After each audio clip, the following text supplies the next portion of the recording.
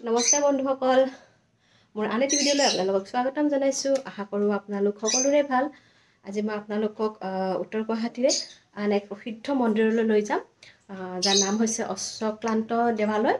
আৰু আহক আপোনালোকেও মোৰ লগতে দৰ্শন কৰক আৰু জানি লওক মন্দিৰৰ বিষয়ে কিছু কথা। হাই দিয়া, হাই। আহক ভিডিঅ'টো স্কিপ নকৰাকৈ শেষলৈকে চাই থাকক। বহুত ৰ'দ দিছে। ক'ত যাবা ধুনু আজি? মন্দিৰলৈ। ৰ'দ চকুৱে মেলিব পৰা নাই।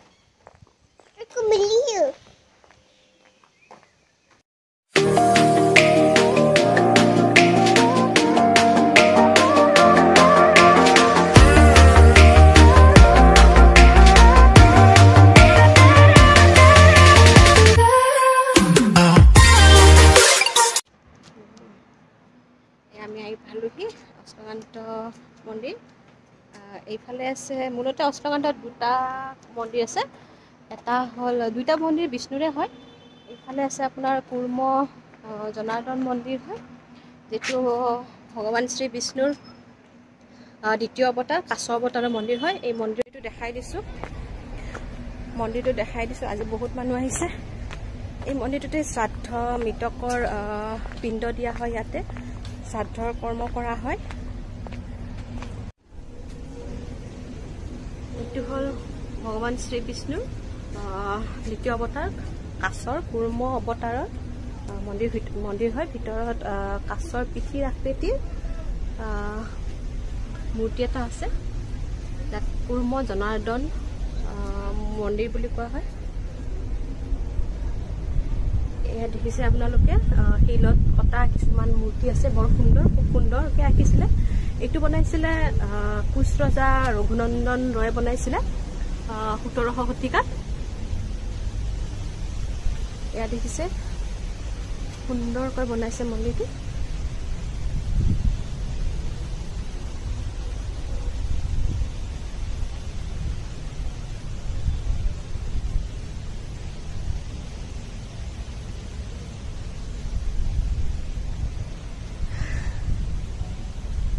এইফালে আপোনাৰ মৃতকৰ পিণ্ড উঠোৱা হয়।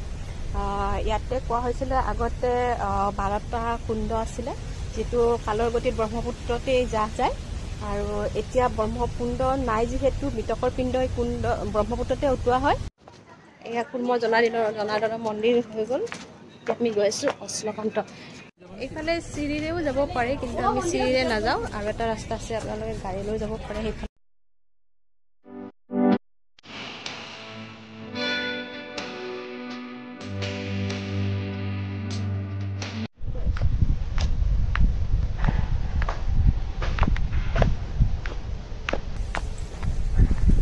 আপোনালোকক এটা বস্তু দেখুৱাম, মানে বহুতেই নাজানে।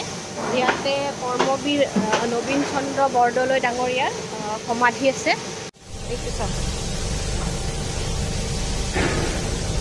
কৰ্মবীৰ নবীন চন্দ্ৰ বৰদলৈ, প্ৰয়াত কৰ্মবীৰ নবীন চন্দ্ৰ বৰদলৈ ডাঙৰীয়াৰ সমাধি।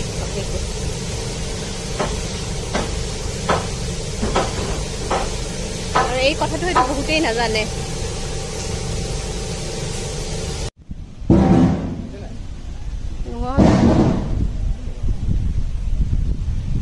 এয়া অশ্বক্লান্ত মন্দিৰলৈ উঠি যোৱা চিৰি হয়। এই যে আপোনালোকে শিলবোৰ দেখিছে, এইবোৰ নৱম, দশম, একাদশ শতিকাৰে হয়। এই শিলবোৰতে চিমেণ্টেৰে বনাই দিয়া হৈছে। এতিয়া আপোনালোকক মন্দিৰটো দেখামগৈ। ভিতৰৰ পৰা দেখাব পাৰোঁ নে নোৱাৰোঁ নাজানো, মানুহ বহুত হৈ থাকিলে অলপ অসুবিধা হয় ভিতৰৰ পৰা দেখাবলৈ।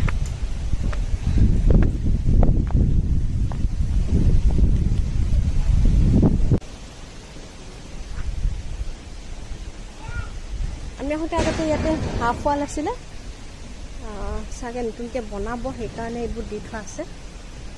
অশ্বক্লান্ত মন্দিৰটো অশ্বক্লান্তনো কিয় নাম হৈছে, তাৰে মই 3টা প্ৰবাদ আছে, সেইকেইটা মই আপোনালোকক জনাম এতিয়া।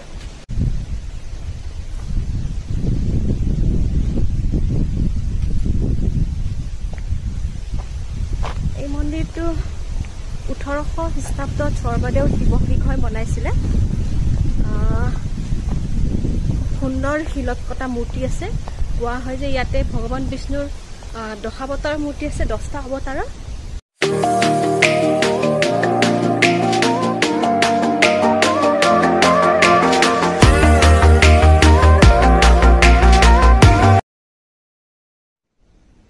আমি এতিয়া মন্দিৰৰ ভিতৰলৈ সোমাই আহিলোঁ আৰু মন্দিৰত সেৱা জনাই পেলাই মাপুদেউৰ পৰা মন্দিৰৰ বিষয়ে কিছু কথা জানিবলৈ চেষ্টা কৰিম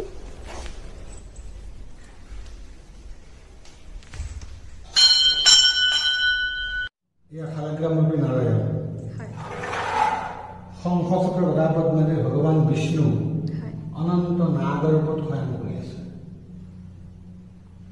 পদযুগলত লক্ষ্মী আৰু সৰস্বতী লগত দৰবাৰে চাৰিকা তলত আছে নাগকন্যা 5 গৰাকী সহস্ৰ অনন্ত নাগ থাকে পুনিৰ ওপৰত পুনিখিনি থাকে এটা কাছৰ ওপৰত কাছটো থাকে এটা ভেকুলীৰ ওপৰত আৰু এই ভেকুলী ক্ষীৰ সমুদ্ৰৰ ওপৰত ভাহি দুই পিনে পদুম অৰ্থাৎ ক্ষীৰ সমুদ্ৰৰ ওপৰত ভেকুলী তাৰ ওপৰত কাছ তাৰ ওপৰত পুনি তাৰ ওপৰত সহস্ৰ অনন্ত নাগ থনা হৈ থাকে বক্ষস্থল ভগৱান বিষ্ণু যোগবিদ্যাত থাকে পদযুগত লক্ষ্মী সৰস্বতী আলপোচান ধৰি থাকে নাভিৰ পৰা পদুম ফুললৈকে ব্ৰহ্মাৰ সৃষ্টি কৰিছে কাষতে বৈকুণ্ঠৰ ধাৰা জয়বিকে যোগামায়া দুৰ্গা মধুমৰিত সহিতে গৰুৰ পক্ষী এয়াই বিশ্ব ব্ৰহ্মাণ্ড পালন কৰোঁতা ভগৱান বিষ্ণু অনন্ত সাই নাৰায়ণ 1620 খ্ৰীষ্টাব্দত আহোম ৰজা শিৱসিংহই এই মন্দিৰটো বনাই দিছিলে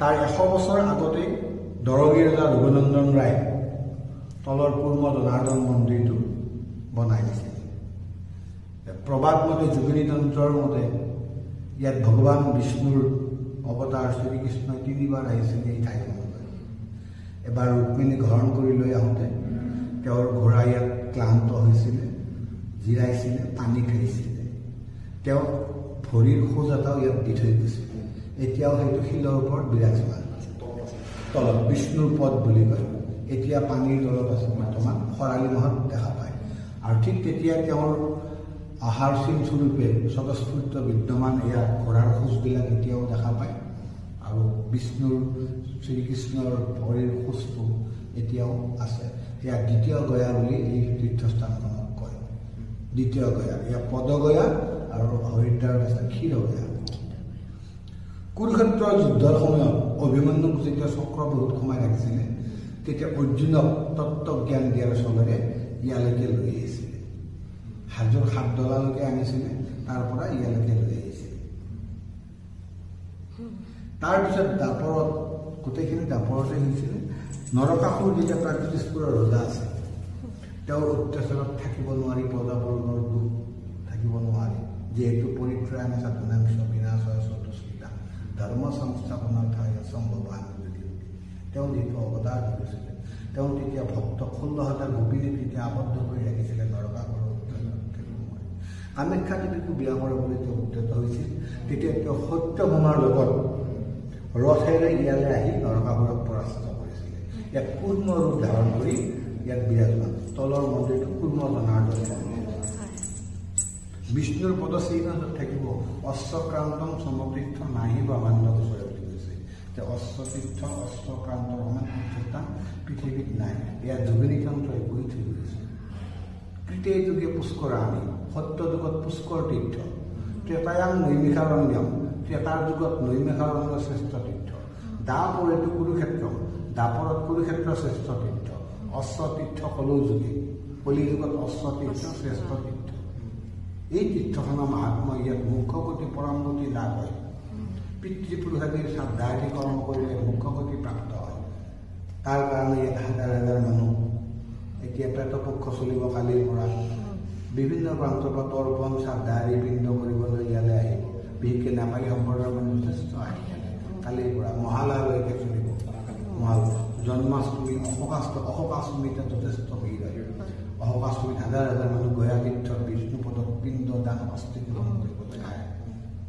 ঠিক তেনেকৈ তেতিয়া পৌৰাণিক ৰীতি নীতিৰে ইয়াত পূজা সেৱা তেনেকৈ কৰি আহি আছে তলত মৃতকৰ সকলো কৰ্ম সমাধান কৰি দিয়া হয় ইয়াৰ ওপৰত ইয়াতে মাংগলিক কাৰ্য, বিবাহ, উপনয়ন, চূড়াকৰণ, অন্নপ্ৰসন আৰু বিষ্ণুক ভোগ উৎসৰ্গা কৰা হয়। ভোগটো শুদ্ধ নিৰামিষ ভোগ, ইয়াত ঘিৰে বনোৱা হয়, মিঠাতেলো নচলে। পৌৰাণিক ৰীতি নীতিৰে যি পৰম্পৰা চলি আহিছে ঠিক তেনেকেই আজিলৈকে তেনেকেই চলি আহি আছে। নমুক কি কৰিলা? নমু দিলা কোৱাচোন? পূজা কৰিলো, নমুক পূজা কৰিলো। অঁ, বাপু কি ক'লে তোমাক? ফুট দিলে। অঁ, আৰু খাওঁ খাই আৰু কি দিছে? হাতত কি দিছে? সজল পজ্জল কি কৰিলা? খাই দিলো। খাই দিলো। ভাল ল'ৰা।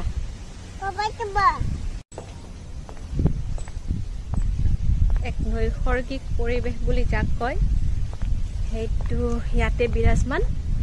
খুব সুন্দৰ বতাহ বলি থাকে ব্ৰহ্মপুত্ৰ, মহাবাহু ব্ৰহ্মপুত্ৰৰ কাৰণে। আপোনালোকে আহিব, মন্দিৰটো দৰ্শন কৰিব। কোৱা হৈছে কলি যুগত ইয়াতকৈ আৰু ওপৰত কোনো তীৰ্থস্থান নাই। দেৱে খুব সুন্দৰকৈ বুজাই দিলে মন্দিৰৰ মাহাত্ম্যৰ বিষয়ে।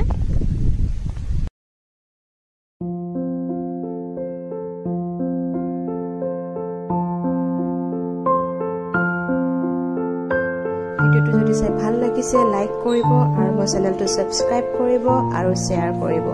ধন্যবাদ।